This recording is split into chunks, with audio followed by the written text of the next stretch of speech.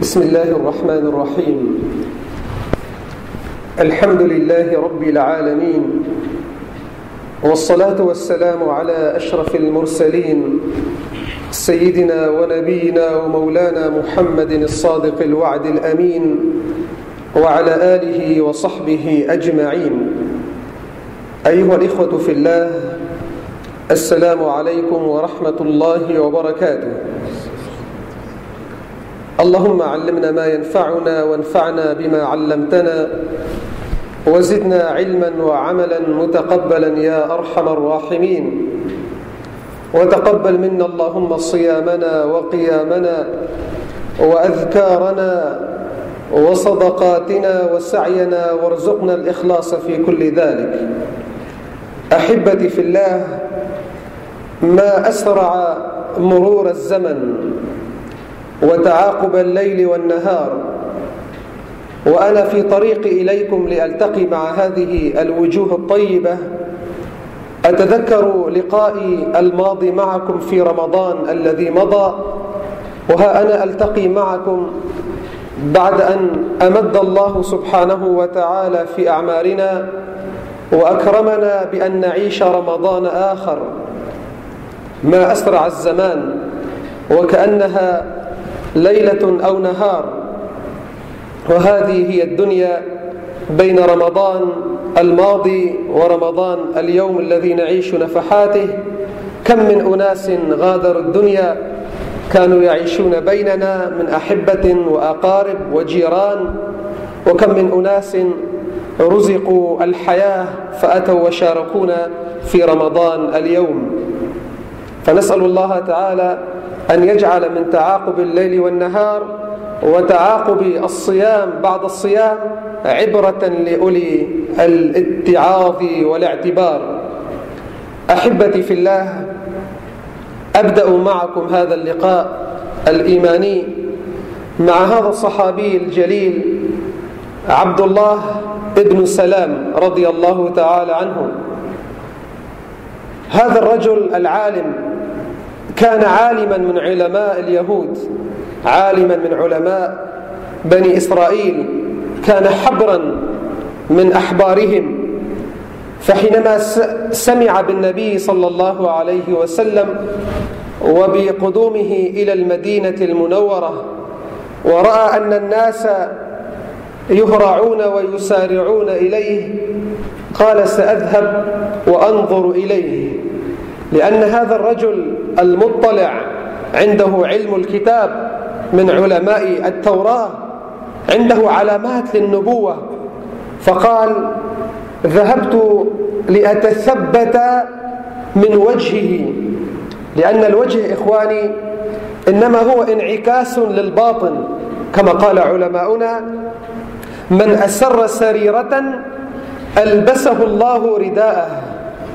هذه المعاني في القلب وفي النفس إنما تظهر على شاشة الوجه.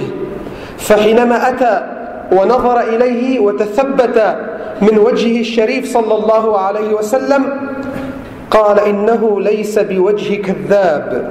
إذن أول شهادة بأن هذا وجه إنسان صادق. ثم يريد أن يتثبت، قال: سأسأله 3 أسئلة لا يعلمها إلا نبي. السؤال الأول: ما أول طعام يقدم لأهل الجنة؟ نسأل الله تعالى أن تدخلوا جميعا إلى جنة الله سبحانه وتعالى من خلال أبواب رمضان التي فتحت لتتناولوا وتأكلوا من هذا الطعام الذي سيجيب عليه النبي صلى الله عليه وسلم. ما هو أول طعام يقدم لأهل الجنة؟ وما هي آخر علامات قيام الساعة، العلامة الكبرى الأخيرة؟ ومتى يكون المولود ذكرا ومتى يكون أنثى؟ يسأله وجبريل ينزل للتو.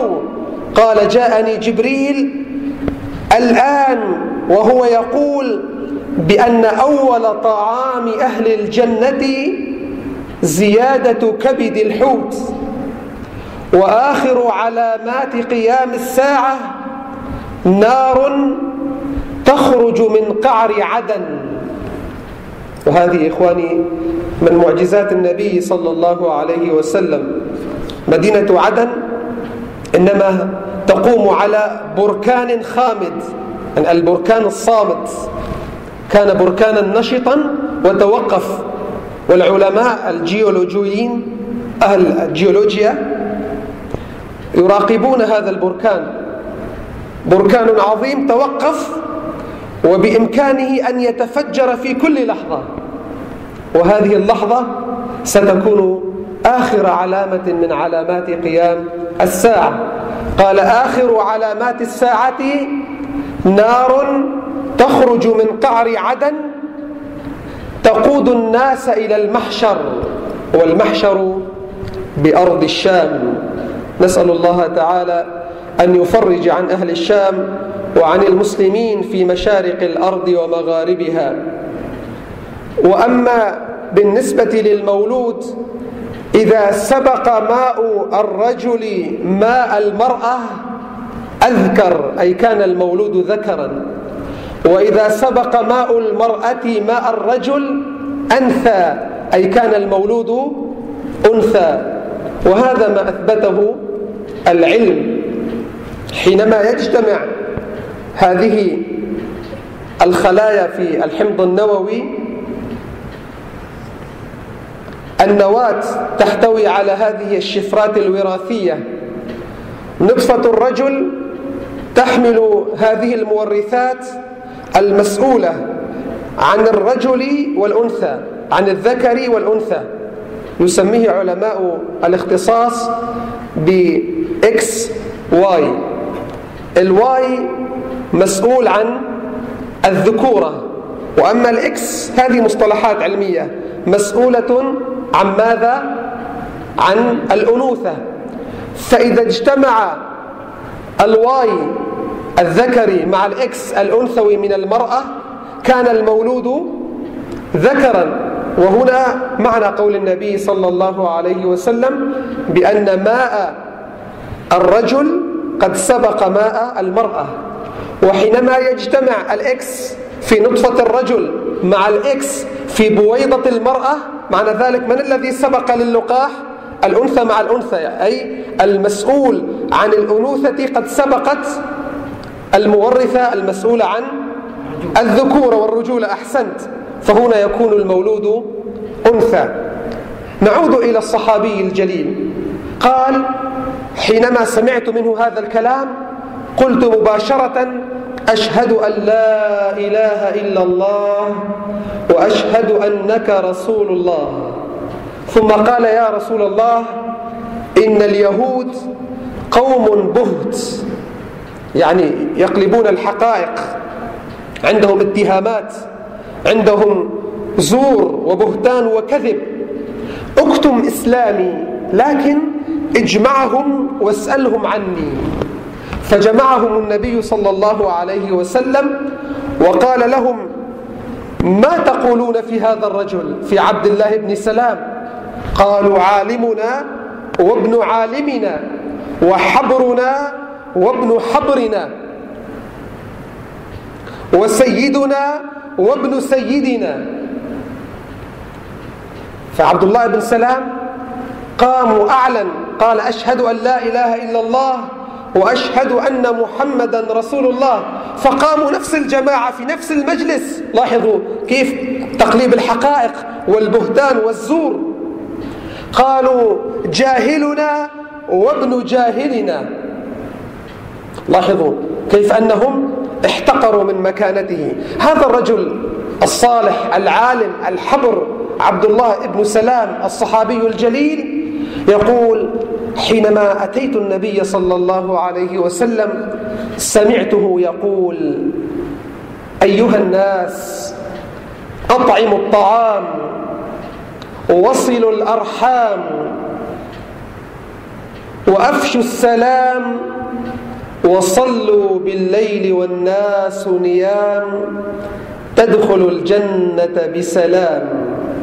هذه أبواب يسير الإنسان من خلالها، يدخل المؤمن من خلالها إلى جنة عرضها السماوات والأرض. إطعام الطعام وإفشاء السلام وصلة الأرحام والصلاة بالليل والناس نيام. أحبتي في الله، لكم نصيب من إفشاء السلام، فأنتم أهل السلام أهل الإيمان، تفشون السلام بينكم. والواحد منا قدر المستطاع يطعم الطعام ولو تمرة واحدة، شربة ماء، وجبة متواضعة. والكثيرون منا إنما يصلون الأرحام، لأن قاطع الرحم إنما يكون قاطعا لرمضان. الذي يقطع أرحامه رمضان لا يصل هذا الإنسان، سيكون المسلم في شهر رمضان محروما من هذه المائدة العامرة التي لا توزع على قاطعي الأرحام، لأن قاطع الرحم مكتوب على جبينه مطرود من رحمة الله. قال تعالى: فهل عسيتم إن توليتم أن تفسدوا في الأرض وتقطعوا أرحامكم أولئك الذين لعنهم الله. ما معنى اللعنة؟ الطرد من رحمة الله عز وجل. قال: أولئك الذين لعنهم الله فأصمهم وأعمى أبصارهم. أما قيام الليل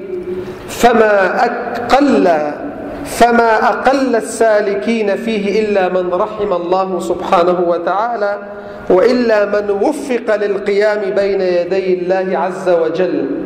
ورمضان فرصة لنا كي نعود أقدامنا وأبداننا وقلوبنا ونفوسنا كي تصبر وتجاهد نفسها لتقوم وتقف في هذه اللحظات الإيمانية التي ينزل رب العزة جل في علاه إلى السماء الدنيا وهو ينشر رحمته وفضله الواسع، ينادينا: هل من تائب فأتوب عليه، هل من سائل فأعطيه سؤله، هل من مستغفر فأغفر له.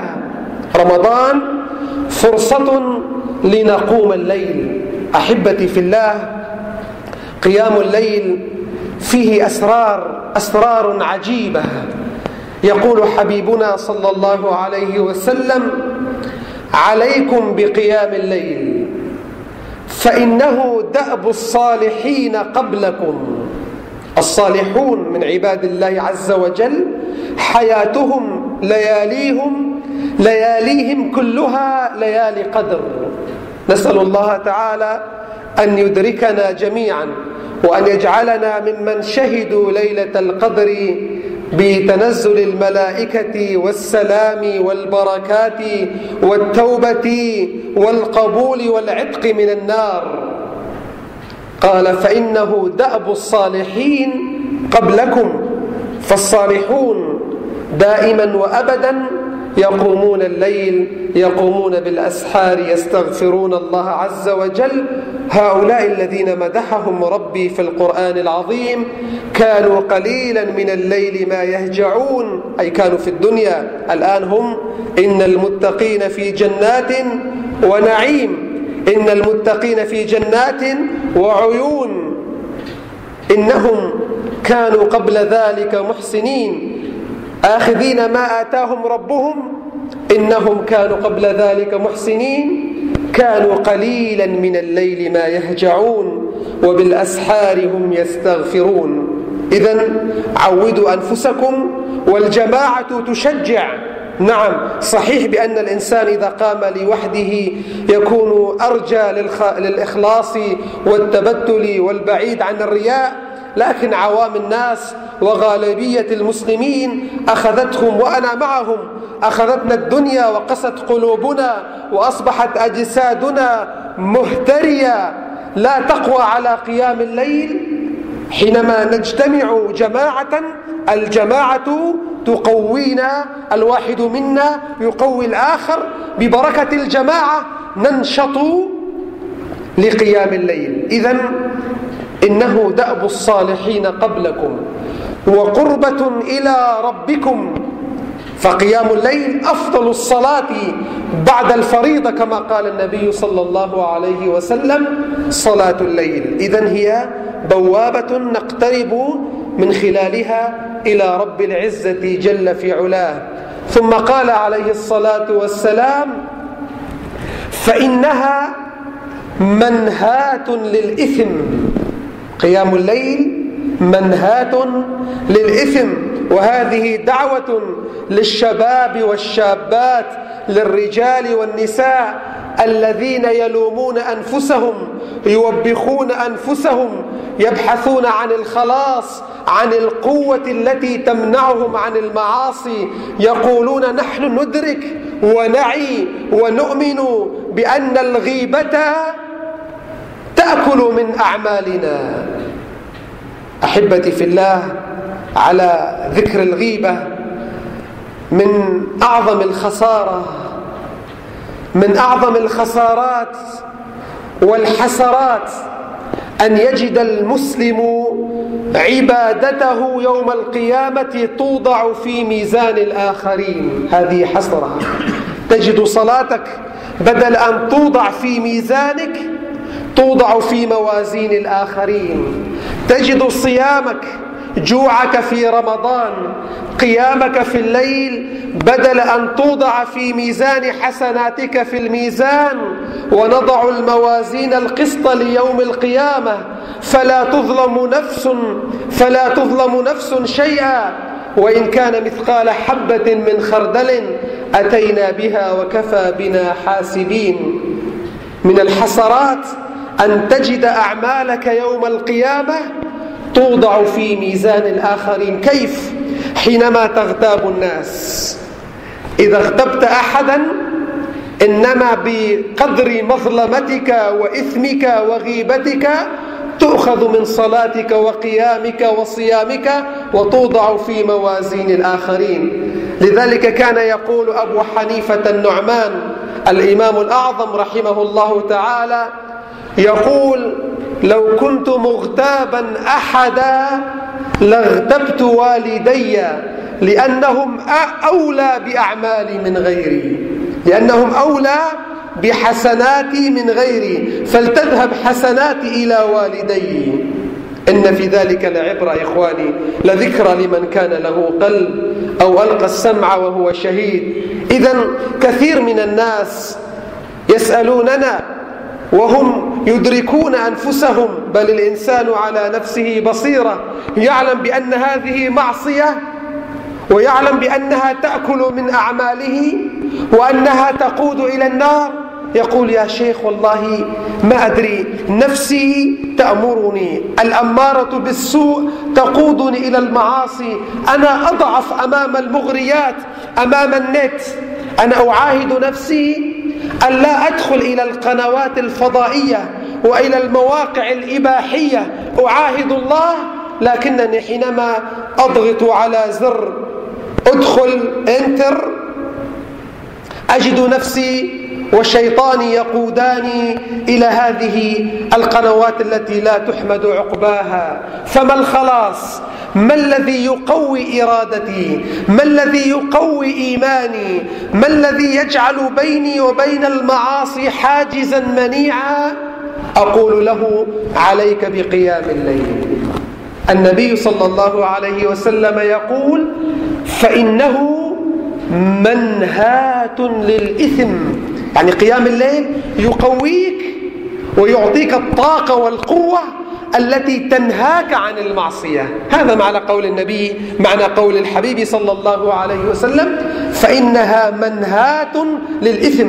جربوها إخواني، هذه الوصفة وصفة نبوية. جربوا القيام، على الأقل من فاته ليالي رمضان لا تفوته هذه الليالي المباركات، ليالي القدر، لعل الله عز وجل أن يرفع قدرنا وأن يتجاوز عن سيئاتنا. ستجد نفسك قويا عند المعاصي، تتعالى عن كل معصية ببركة قيامك واتباعك لتوجيهات ووصية ونصيحة النبي صلى الله عليه وسلم. وبلغوا هذه الوصفة، هذه أمانة في أعناقكم، بلغوها لنسائكم، لبناتكم، لأخواتكم، لنساء المسلمين. الكثيرين منهم يسألون عن الوصفة. قيام الليل أنجع وصفة تقوي إرادتنا أمام كل هذه الإغواءات الشيطانية. ثم قال النبي صلى الله عليه وسلم، وهذه رسالة أيضا للباحثين عن الصحة، عن الصحة الإيمانية والجسدية، قال: فإنها، أي قيام الليل، مطردة للداء من الجسد، أي أنها تخرج وتطرد الأمراض والأسقام من الجسد. وصدق سيدي رسول الله صلى الله عليه وسلم. اليوم علماء الأبدان الأطباء يقولون بأن الذي يقوم في هذه الساعة من الليل يعرض نفسه لهذه الأشعة التي تنزل من السماء في هذه اللحظات الإيمانية سيكون صحيح العقل، صحيح الجسم، صحيح القلب، صحيح الخلايا، صحيح الطاقة الكهربائية والمغناطيسية التي تحيط بهذا الجسد. لذلك الكثيرين من أبناء الغرب يقومون في هذه الساعات من أجل صحة أبدانهم، لكننا نقوم في هذه الساعات من أجل صحة إيماننا وسلامة مصيرنا في الآخرة، ومن أجل بعد ذلك صحة أبداننا وقلوبنا.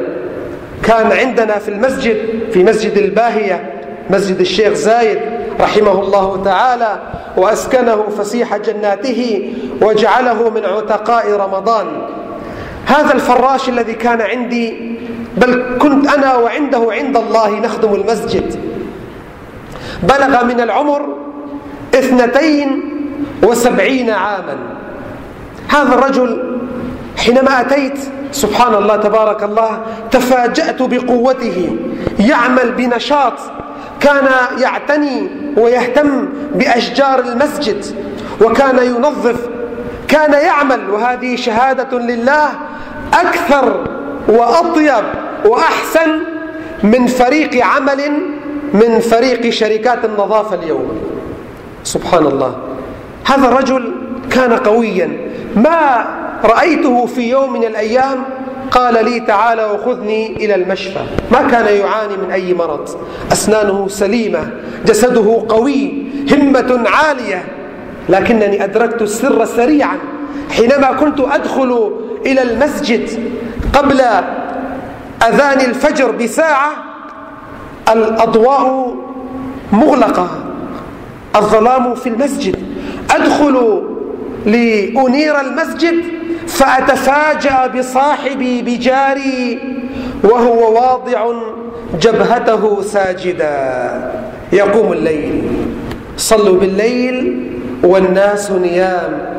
قلت سبحان الله، اليوم الشباب في 30 يحملون حزمة من الأمراض، السكري والروماتيزم والربو والضغط إلى غير ذلك من الأمراض، وهذا الكهل، هذا الشيخ. قلت أستغفر الله، أنت لست بشيخ، بل أنت شاب مؤمن صالح. نعم، عليكم بقيام الليل فإنه مطردة للداء من الجسد، والذي يقوم إلى الليل يصل بسلام إلى جنة الله تعالى، كما قال عليه الصلاة والسلام: من خاف أدلج، من خاف الله سبحانه وتعالى قام من الليل. وهذا مثل يقربها النبي صلى الله عليه وسلم إلينا. الذي يخاف قطاع الطرق لا يمشي نهارا، إنما يمشي ليلا حتى يصل إلى بلاده بأمان. واضح؟ لذلك قال: من خاف أدلج، أي سار ليلا، ومن أدلج بلغ المنزل، أي بلغ الجنة، بلغ مقصده. ألا إن سلعة الله غالية، ألا إن سلعة الله غالية، ألا إن سلعة الله الجنة. اللهم يا أرحم الراحمين ويا أكرم الأكرمين ويا رجاء السائلين، نسألك يا ربنا أن تلهمنا رشدنا وأن توفقنا إلى كل عمل يقربنا إلى الجنة. اللهم يا ربنا آتنا في الدنيا حسنة وفي الآخرة حسنة وقنا عذاب النار. بارك لنا فيما بقي من رمضان، أعنا فيه على الصيام والقيام وغض البصر وحفظ اللسان، واجعلنا جميعا من عتقاء رمضان. وآخر دعوانا أن الحمد لله رب العالمين، وجزاكم الله خيرا على حسن الاستماع.